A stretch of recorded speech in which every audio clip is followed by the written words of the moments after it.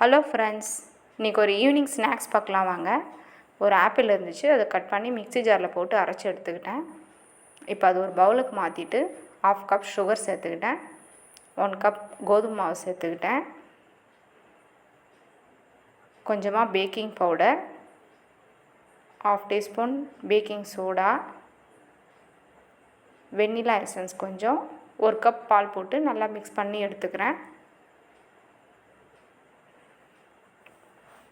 அது காய்ச்சி ஆற வச்ச பால் நல்லா மிக்ஸ் பண்ணியாச்சு.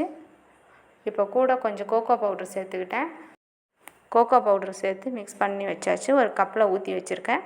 ஒரு அடிகனமான பாத்திரம் வச்சுருக்கேன். அது 10 நிமிஷம் ப்ரீ ஹீட் பண்ணிவிட்டு 20 நிமிஷம் வேக வச்சு எடுத்துக்கிட்டேன்.